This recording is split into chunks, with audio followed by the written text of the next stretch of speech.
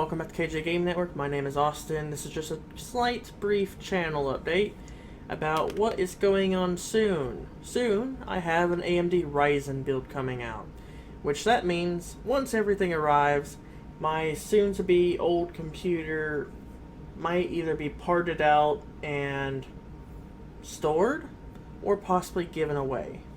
But for the meantime, I am going AMD Ryzen. And we will be doing some benchmarks versus my old hardware, which is an AMD FX 8350. But anyways, we're going to go ahead and go over my specs real quick, and then we're going to jump over to WCCF Tech and take a look at the AMD Ryzen somewhat leaked benchmarks and specifications, along with the motherboard I am going with, and my planned specs for the new build. So I currently have an AMD FX 8350 4.0 GHz. I have it overclocked to 4.6. My CPU, no matter how high the voltage goes, refuses to go past 4.6. It'll say nope, turns itself off, and that's the end.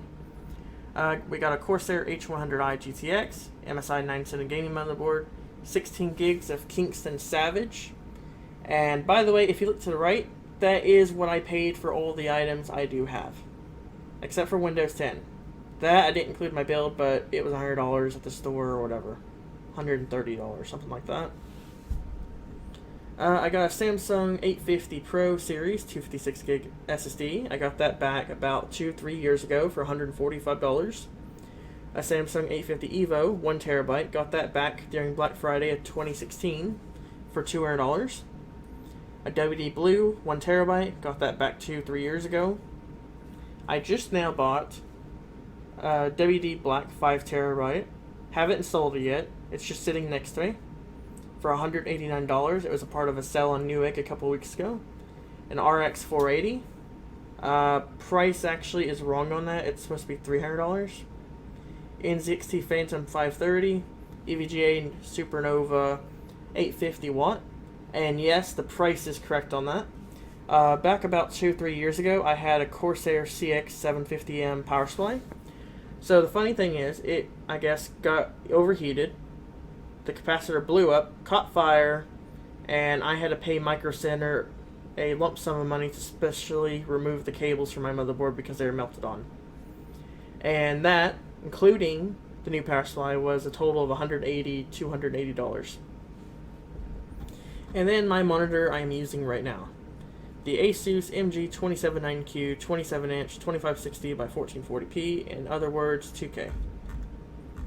So we're going to go ahead and skip on over to WCCF Tech, which, if you haven't heard of them before, they are a really good online website for news for about hardware, gaming, mobile, finances, reviews, whatever. Everything they post really good. I know 2 of the people who make content for them, really nice people. And also very knowledgeable, especially when it comes to leaks. But anyways, this is one of their latest articles that was posted today, 7 hours ago. This is talking about what type of CPU coolers will be coming with the CPUs. So like the 1700, the ones that are like 65 watts, 95 watts, whatnot. Well, I believe these are actually 65 watt CPUs. They will come with a cooler, the Wraith Spire, which cools up to 95 watts. And don't jump ahead of yourself thinking, oh my gosh, the 1700X and the 1800X, both 8 cores, 16 threads for, well, the 1800X I'm getting is, what is it, $400? Well, no, actually it's $389. I'll explain to it in a bit. They're 95 watts, but the cooler cools up to 140 watts. So therefore, I think it's pretty freaking good. So right here is the 3D Mark Firestrike physics scores. This is the 1700X overclocked to 4 GHz. It is $20,000. So the 1700X, I believe, is going to be like $320. But what you should realize is this 6950X they're comparing it to. This is 3D Mark. Scored or borrowed from officially Future Mark. So it's not fake, it's not rendered, it's not photoshopped, it's not any of the above. The 1700X 4 GHz versus a i7 6950X. That, by the way, is a $1,800 CPU. So, in opinion to this, would you rather have a 1700X, when overclocked, because these new CPUs can detect their environment and overclock themselves accordingly. If you ever watched the AMD Ryzen event a couple months back, for just $300 versus a nearly $2,000 CPU. So let that sink in. When it's stock at 3.4 GHz, slightly under, but still better than a 6900, which itself is, I believe, $1,000. Actually, yeah, it is $1,000. The 6850K is $600. The 6800 is $400. The 7700K is $350. So still, the 1700X is better than the new Kaby Lake that came out. I'm not saying better, but I'm saying that it scored higher than the Kaby Lake. And here's some single core performance from CPU Z, I'm assuming, and also multi-threaded. 1600X slightly above the 6850K. 6900 slightly below. Kind of weird that 6700K is all the way up there versus the 6800 and whatnot. Here's the multi-threaded, still above the 6850K with a pretty big leap in multi-threaded performance. Anyways, we're going to go ahead and jump away to what type of motherboard I'll be getting and what type of other specs. This is the motherboard I'll be getting, the Asus ROG Crosshair Hero. And there's also a good reason to it. It mainly matches my case I got. I ordered about 2 months ago, just now received it. What I like about this motherboard is it has 12 USB ports, which you'll see here in a bit.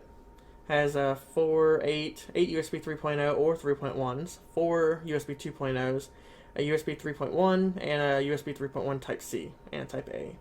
A reset CMOS and a reset BIOS, which, by the way, since I'm actually getting into overclocking the last couple of months, very freaking useful than prying off your freaking CMOS battery in the middle of doing things when things get corrupted. Sort of. Key features listed off by them. This is from the January 2017 meetup or meeting. I have no idea. I forgot when this came out. But anyways, it comes with a monochromatic color aesthetic, so gray and black. It does light up RGB right here where my mouse is. This lights up, I believe, and I believe it also lights up around here in this area. So it will match any type of style. ROG exclusive PCB VRM design. It does have an 8+4 power design. Onboard RGB lighting with 2 Asus Aurora RGB headers. So on, so on, so on. Fan control, water cooling, DC for AIO, and so on. All current I/O spec, M.2 NVMe, USB 3.1, front panel connector, which is kind of nice. Don't know if my case has 3.1 front connector, but oh well.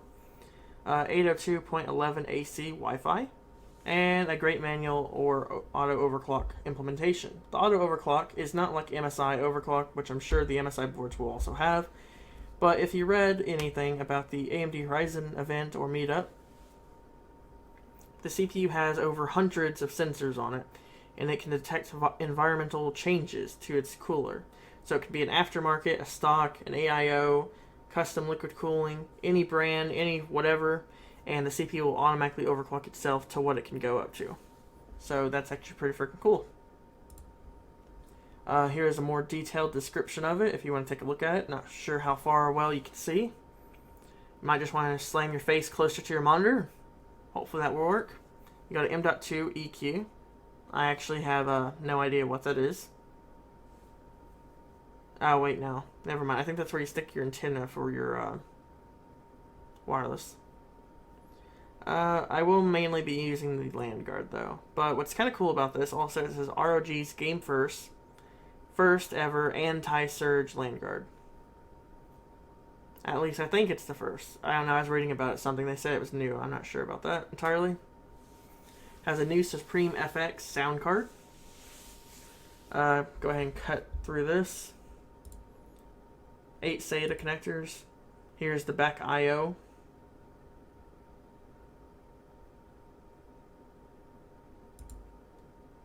And the rear I/O with the motherboard. So here's the reset BIOS and the reset CMOS.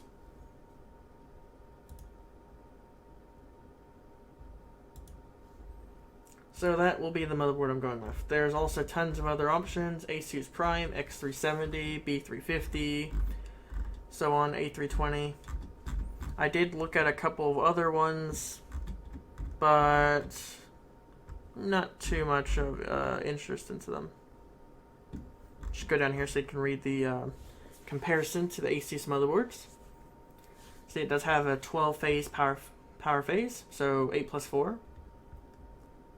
Well, 8 plus 4 power connector. DDR4 up to 64 gigs, 8 SATA ports, so on, so on. So anyways, we're going to go and cut to the my case that I've already ordered and received, which is this one right here for $180. The NZXT Noctis 450 ROG Republic of Gamers Edition. It comes in a gunmetal silver color with this design on the front, well, left side, right side panel. Has ASUS Aurora RGBs already in it that will hook up directly to your motherboard. So you can do a color cycle, fixed, whatnot, breathing. Don't really care much for RGB. Everything's freaking RGB now. They should just make freaking ice cream that has RGB chunks in it. Why not? Seriously, too much RGB. Mainly wanted it for the gray color. Well, silver. But other than that, it's a really nice freaking case. Haven't put anything in it yet. Like I said, haven't got the motherboard or CPU ordered yet because they haven't released yet. They come out March 2nd. So anyways, here's will be my specs under my saved parts list of everything that I will be doing. And some of the parts I've already ordered or already have. I already have the case, power supply. Power supply is the new EVGA SuperNova G3 850 watt. I'll show you that in a bit. WD black 5TB, Samsung 850 EVO 1TB, and I'm going to be getting a Samsung 960 EVO 500GB M.2 and an NZXT Kraken X62 liquid cooler. One thing I did want to show you is the power supply. Let me just type this in real quick. We'll just open it up to Newegg, because Newegg is freaking fantastic. If you have never heard of Newegg, go to it right now. You'll probably fall in love with it. So what's cool about it, mainly because the NZXT Noctis 450, since it has that little cover for your power supply that keeps everything separate,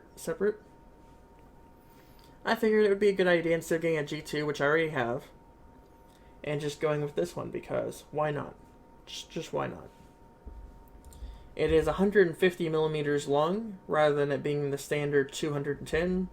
It does come with a power-on self-tester. Everything else is pretty much exactly the same. A couple of new features on it as well, but I'll leave that to a secret. Anyways, guys, thank you for watching. Like if you like it, subscribe if you want to see more. Also, do subscribe, because we will be doing benchmarks with my AG350 from what it previously scored to my new AMD Ryzen. Also, I didn't mention the RAM, mainly because Trident Z. I'm going to be going with the Trident Z RGB. If that doesn't come into stock in March, I may just opt for a silver and black or black and white Trident Z 32GB kit. So, hopefully everyone can stand to watch for AMD Ryzen and compare it to Intel when it comes out.